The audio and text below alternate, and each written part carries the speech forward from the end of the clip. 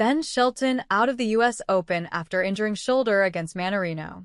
Ben Shelton had just acrobatically taken the third set of his U.S. Open third-round match, getting up from a tumble to the court during the point and then throwing his left arm into the air to encourage cheers after he won it. Just minutes later, he began feeling pain that would ultimately force him to stop playing during a match for the first time in his career. The number 6-seeded Shelton quit after losing the fourth set Friday against Adrian Mannarino because of a left shoulder injury, and number 17 Frances Tiafoe lost shortly after to leave just 2 U.S. men remaining of the 23 who began the tournament. Speaking quietly and without many specifics, Shelton said he couldn't pinpoint what caused the injury or what it was. He had never stopped in 178 professional matches. "Usually I'll play through anything and just kind of find a way," he said. "And whether it's sickness or injury, like if I can stay out there, I can stay out there.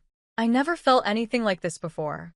Shelton landed on his left arm after lunging to track down a ball in the corner on the final point to win the third set.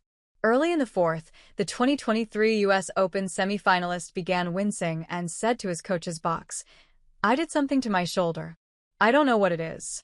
He received treatment in the middle of the set, where the trainer rubbed some cream on his left shoulder and tried to shorten the points afterward by consistently attacking the net.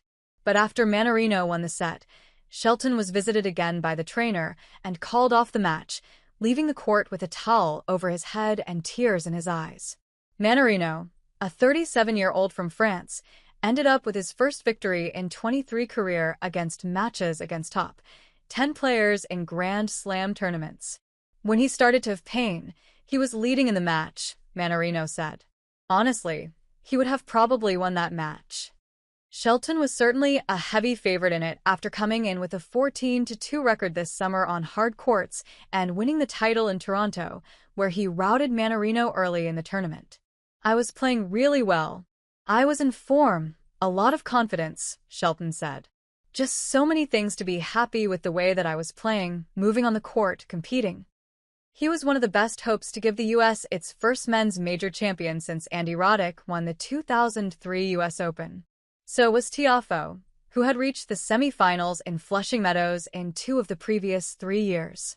He was eliminated with a 6-4, 6-3, 7-6, 7. Lost to German qualifier Jan-Lennard Struff.